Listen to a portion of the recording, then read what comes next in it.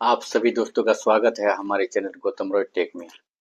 आज हम बात करेंगे हिंदुत्व यानी हिंदुत्व पुस्तक से सावरकर द्वारा लिखे गए हैं और इसमें बताया गए हैं कि बौद्ध धर्म के उदय से यानी बौद्ध धर्म के अभ्युदय से तथा ह्रास के कारण हिंदू नाम को असाधारण महत्व प्राप्त हुआ।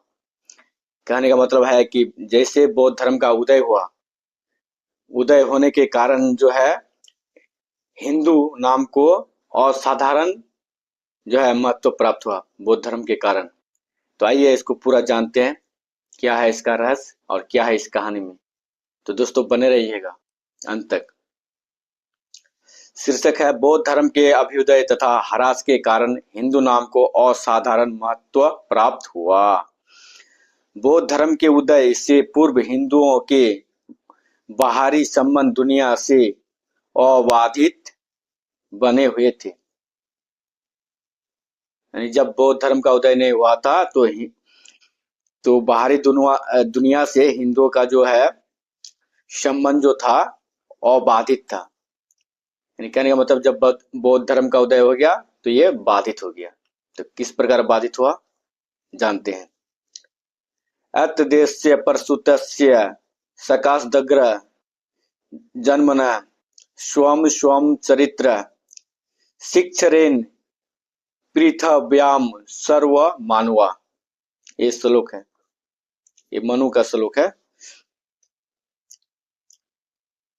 यह हम लोगों के राष्ट्राभिमानी स्मृतिकारों को गर्व के साथ कहने योग्य था, क्योंकि हम लोगों के पराक्रम का क्षेत्र बहुत विस्तृत बन चुका था। कहने का मतलब है कि हिंदुओं का पराक्रम का जो क्षेत्र था वो बहुत बड़ा था, विस्तृत था। तब भी प्रस्तुत विवेचन के परिप्रेक्ष्य में बौद्ध धर्म के अभ्युदय के पश्चात हिंदुस्तान का अंतर्राष्ट्रीय जीवन किस प्रकार का था, इस पर विचार करना आवश्यक हो जाता है। अब समय इतना बदल गया है कि हम लोगों के इस भूमि के लिए राजकीय आक्रमण तथा विस्तार की सभी संभावनाएं समाप्त हो चुकी थी। राजकीय दिग्विजय के लिए कोई अवसर शेष नहीं बचा था। ऐसा हो गया था। अब हम लोगों की राष्ट्रीय आकांक्षाएं देश की सीमाएं लागती हुई विश्व के अन्य देशों पर आक्रमण करती रही। पूर्व इतिहास में ऐसा कोई अन्य उदाहरण नहीं दिखाई देता। विदेशों से भी हमारे संबंध अभूतपूर्व रूप से जटिल हो गए। उसी समय विदेशी राष्ट्र भी एक नई उद्दंडता तथा आक्रमण के उद्देश्य से हम लोगों के द्वार पर दस्तक देने लगे। इन्हीं राजकीय घटनाओं के साथ बौद्ध भगवान के धर्मचक्र परिवर्तन के महान अवतार कार्य का प्रारंभ हुआ। उसी समय हिंदुस्तान अन्य राष्ट्रों का केवल हृदय ही नहीं अपितु आत्मा भी बन गया। मिस्र से लेकर मेक्सिको तक के लाखों अनगिनत लोगों के लिए सिंधु की यह भूमि उन्हें ईश्वर तथा संतों की पुण्य पावन भूमि प्रतीत होने लगी।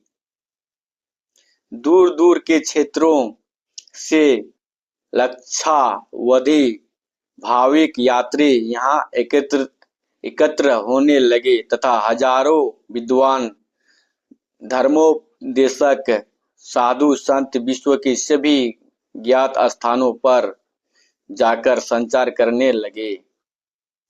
विदेशियों ने हमें सिंधु अथवा हिंदू नाम से ही संबोधित करना जारी रखा। इस प्रकार के आवागमन के कारण हम लोगों का पुराना नाम ही राष्ट्रीय नाम के रूप में सर्वमान्य हो गया। हम लोगों से सिंधु अथवा हिंदू नाम से व्यवहार करने वाले राष्ट्रों के साथ हमारे संबंध राजकीय अथवा दैतिक कर्म विषयक रखते समय प्रारंभ से भारत खंड के साथ हिंदू नाम का प्रयोग करते, परंतु कुछ समय पश्चात भारत खंड नाम वर्णित कर केवल हिंदू नाम का ही उपभोग करना आवश्यक प्रतीत हुआ। संपूर्ण विश्व में हिंदू नाम का ही प्रसार होने के पीछे तथा हम लोगों के मन में अपने हिंदू होने की भावना अधिकाधिक दीर्घ होने के पीछे बौद्ध धर्म का अभ्युदय ही था। ऐसा कहा जाए तो इस बात पर आश्चर्य नहीं होता है, तथापि बौद्ध धर्म का ह्रास भी इस भावना को अधिक प्रबल बनाने का कारण बन गया था।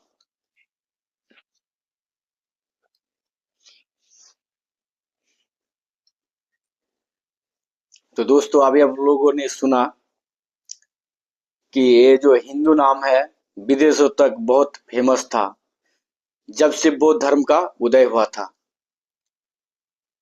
मिस्र से लेकर मेक्सिको तक और न जाने कहां कहां तक जो है ये शब्द बहुत विस्तृत स्थान ले चुका था। हिंदू और हिंदुस्तान नाम, हमारे देश का नाम, जो अपना देश का नाम भारत था वो भी पीछे छूट गया था। तो दोस्तों, मैं आप लोगों को एक चीज बताना चाहता हूं कि यदि हिंदू नाम इतना फेमस था बौद्ध धर्म के समय, जब बौद्ध धर्म का उदय हुआ, प्रचार प्रसार हुआ, तो बौद्ध धर्म के मानने वाले सम्राट अशोक, उसने जो शिलालेख लिखवाए अपना, लेकिन उसमें कहीं भी अपने देश का नाम हिंदुस्तान अथवा भारत नहीं लिखा है, जहां तक मुझे ज्ञात है।